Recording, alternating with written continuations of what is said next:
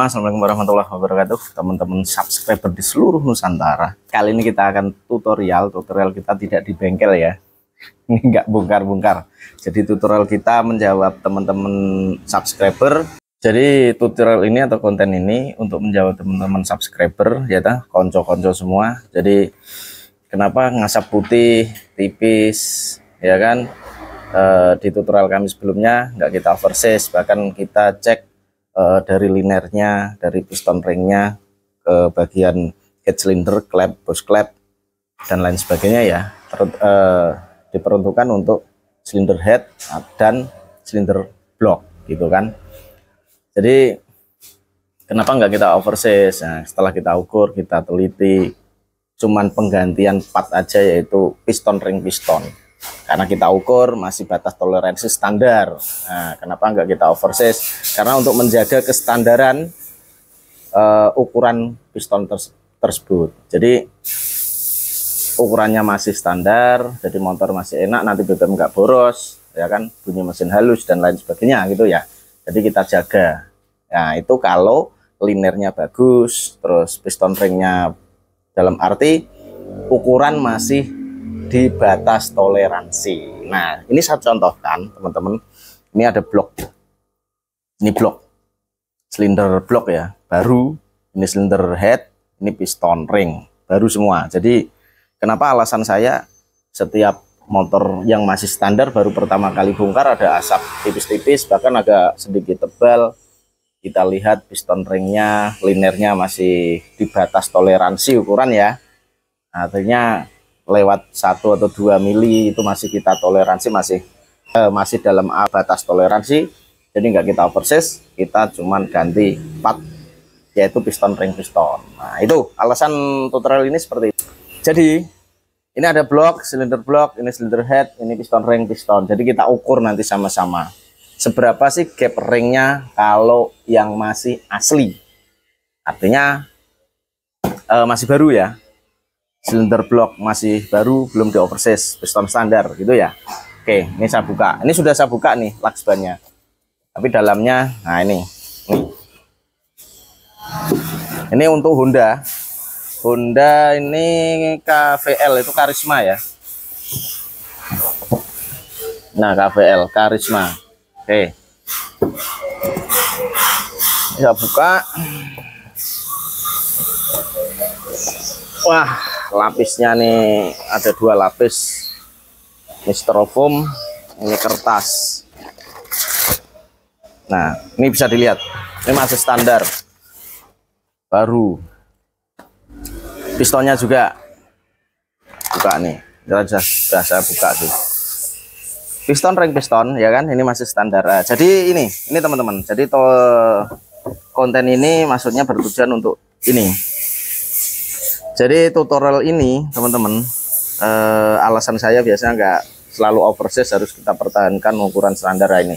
Kita lihat batas toleransi yang dari pabrikan langsung, karena ini ada silinder blok yang masih baru ya kan. Kita bisa lihat, nanti kita bisa ukur dengan gap ring pistonnya, nah, seberapa dia kan. Terus ini silinder head. Karena motor ngasap ada hubungannya semua nih, dua-duanya ada hubungannya semua ini. Oke, langsung saja, ini ring piston dan piston ini baru loh. Nah, masih ukuran standar, ini nggak ada tulisannya ya. Nah, di zoom. Oke.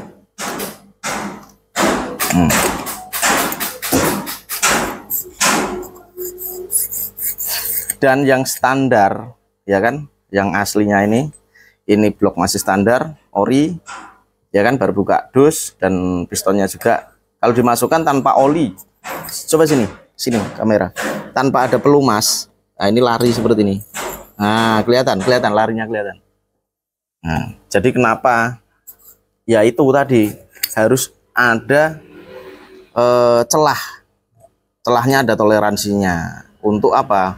Untuk memuai, untuk tempat celahnya itu atau gapnya itu untuk tempat pemuaian ketika kena panas. Karena ini ada hubungannya nanti di silinder head, ini panas, ada pembakaran.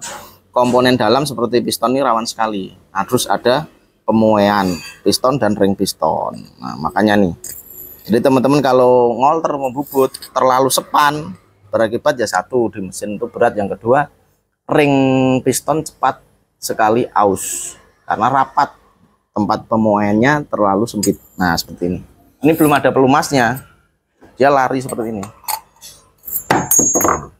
Tuh, ini yang asli. Nah, seperti ini kan. Oke teman-teman, jadi seperti itu ya. Jadi kita ini pupung ada bloknya, silinder blok ini yang masih baru. Ini ring pistonnya sama-sama ukuran standar ya. Yang diukur itu ring kompresi 1 dan ring kompresi 2. Ring kompresi 2 ciri-cirinya ini lebih hitam dia. Ring kompresi 1 ini di atas nih ya, kelihatan ya, beda ya. Nah, beda kan. Coba kita ukur ring kompresi 1. Kita masukkan seperti ini guys. Nah, ngukurnya nggak boleh kalau di bloknya kalau kita gini kan di atas. Kalau di motor kan datar seperti ini di mesin itu. Jadi nggak boleh di ujung, ya kan? Di ujung linernya ini harus kita masukkan pistonnya, kita dorong ke tengah. Nah, kenapa? Nanti lingkarannya ring piston itu membentuk presisi karena kedorong pistonnya. Piston kita dorong, kita ambil di tengah aja. Nah, kenapa enggak di ujung?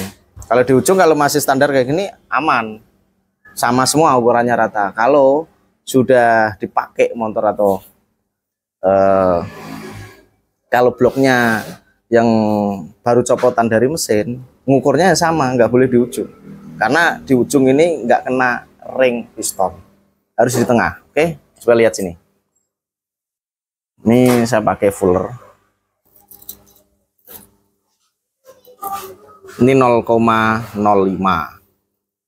0,10, 0,15, 0,20. Udah diambil itu aja. Ya kan, kelihatan kan 0,05. Nih saya bersihkan, seret. Ujungnya mana? Sini, tak balik, seret seperti ini. Tuh, ujung gapnya kelihatan ujung gapnya. Kita ukur pakai 0,05. Tuh, lihat.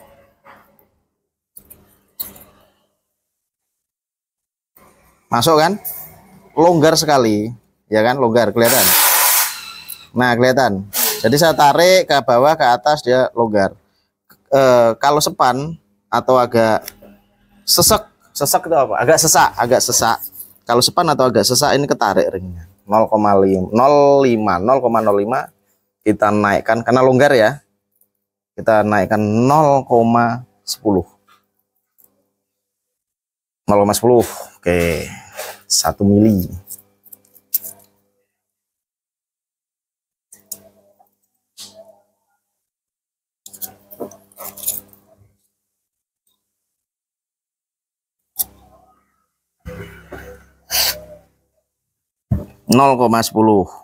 Nah, ini saya sudah tak masukkan gapnya, dimasukkan di gapnya, gap ring ya, fullernya ya. Masuknya masih tetap ringan. Nah, ringan, kelihatan nggak? Nah, gitu. Nah, ya kan? Nah, oke. Di situ kita masukkan ke 0,15. Tadi kan ini ya. Oke, 0,15. Ini ring kompresi 1. 0,15. Masih masuk. 0,15 masuk tapi agak sepan. Nah, ya kan? Tapi bisa masuk. Terus kita masukkan 0,20. 0,20 ya. Nah, masuk tapi kegeser dia. Nah, itu kegeser ringnya. Masuk tapi kegeser. Artinya apa? Gapnya ini enggak sampai 0,20. Jadi 0,15 sampai 0,18 mungkin. Nah, seperti itu gapnya. Ini untuk yang baru, blok standar, ring piston standar. asli lagi. Ini ring kompresi 1, kita oper ke ring kompresi 2. Bedanya ini kan, ini ada tulisannya T2 top kompresi T ya, ring kompresi 2. Kita masukkan, wajib kita dorong pakai piston biar apa, permukaan ring presisi lurus dan usahakan di tengah. Kalau yang baru ini masih standar, belum kepasang, dari ujung sini sampai ke ujung sono itu sama ukurannya karena belum mengalami gesekan. Nah, seperti itu, sama tadinya, sama tadi 0,5, 0,15, 0,20 sama ya, 0,05, 0,1, 0,15, 0,20. Kita pakai yang 0,05. Longgar ya, tuh lihat, enggak gerak-gerakan. Oke, 0,05 longgar, 0,10 longgar gak? Longgar kan? Ya kan? Ringnya nggak kegeser, itu gapnya masih tetap di situ. Terus 0,010 masih longgar, 0,15.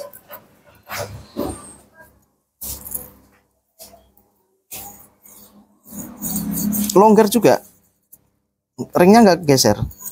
Nah, 0,15 kita tes pakai yang 0,20. Ini 0,15 tadi ya. Oke, saya tes.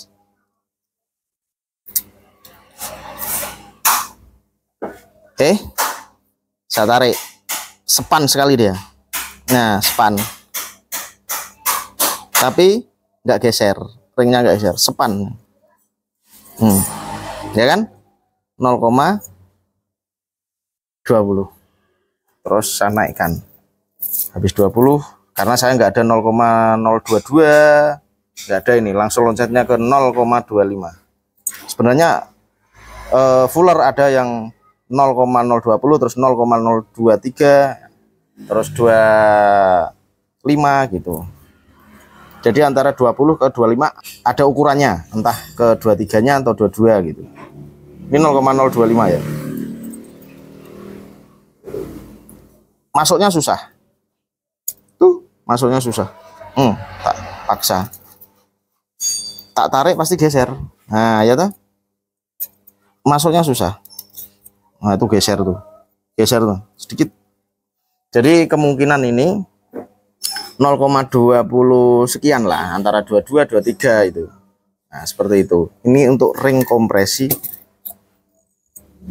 2. Nah, jadi seperti itu.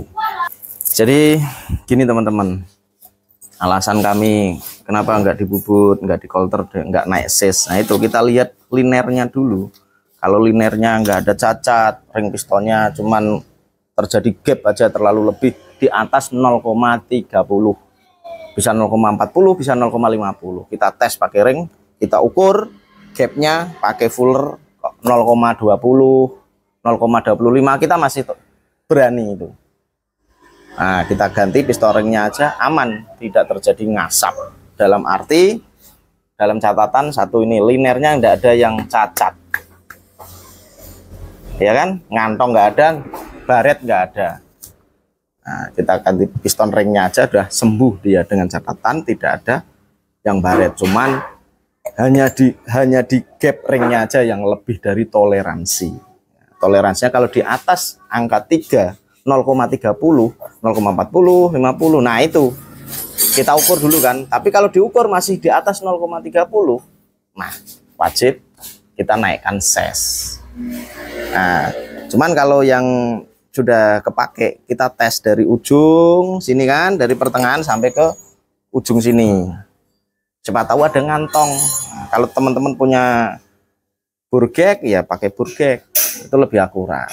Nah, itu satu itu. Yang kedua untuk head cylinder, untuk ngasap tipis, jangan lupa head cylinder ini di sini ada yang namanya seal clap, ya kan? Ada dua seal clap, in ataupun egg.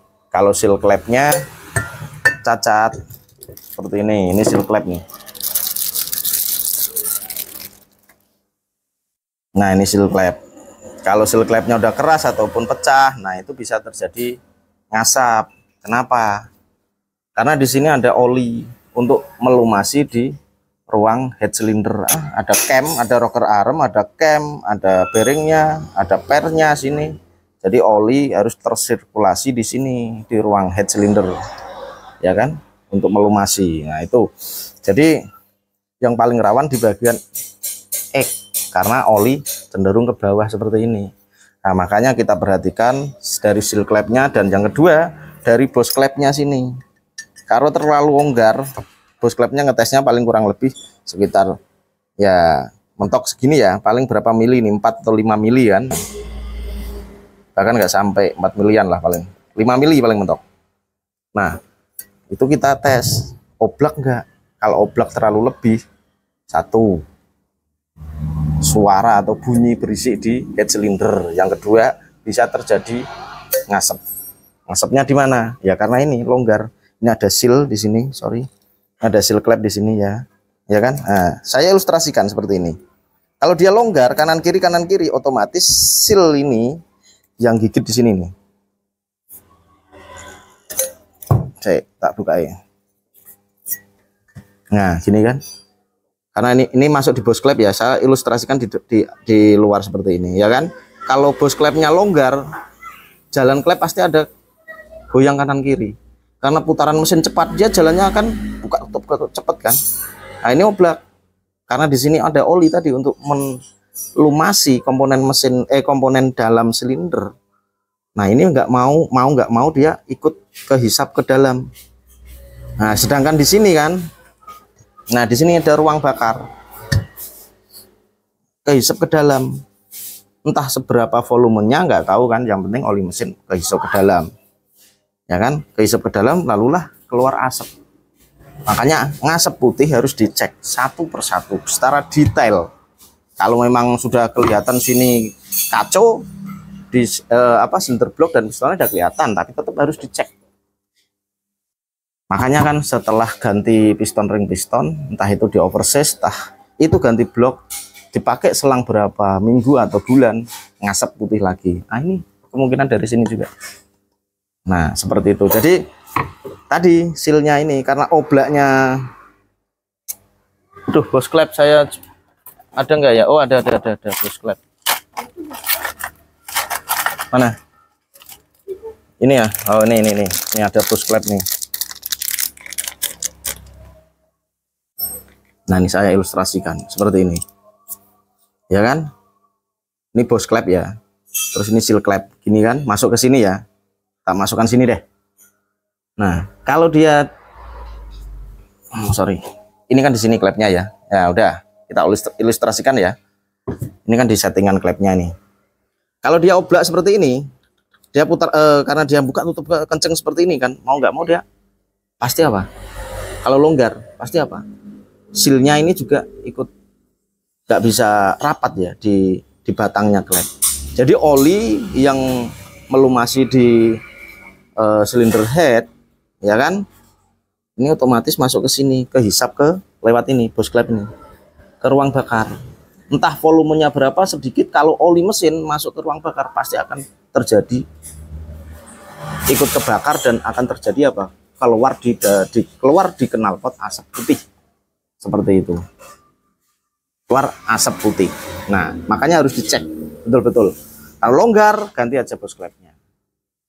Selain dia berisik, yang kedua bisa terjadi asap putih, entah tebal, entah tipis. Ini ya, oke ya teman-teman. Jadi komponen ini sangat berkesinambungan. Jadi komponen ini sangat berkesinambungan. 4 tak, beda karo 2 tak. Nah seperti itu, cek satu persatu secara detail. Jadi nggak harus melulu. Piston ringnya kolter atau bubut. Nah ini tetap komponen yang di silinder dicek. Oke, mungkin seperti itu, mudah-mudahan bisa dipahami, semoga bermanfaat ya teman-teman ya. Kalau kurang lengkap silahkan teman-teman komen di kolom komentar apa yang kurang, kita sambil belajar sama-sama. Oke teman-teman, silakan yang suka di subscribe, yang suka juga di share, like, komen. Silakan, yang nggak suka ya nggak apa-apa lah. Yang pasti nanti kasih masukan, ada yang kurang silahkan, monggo. Semoga bermanfaat. Sampai ketemu di tutorial kami berikutnya. Dan jangan lupa selalu tebar kebaikan, dan jangan lupa sholat 5 waktu yang paling penting. Wassalamualaikum warahmatullahi wabarakatuh.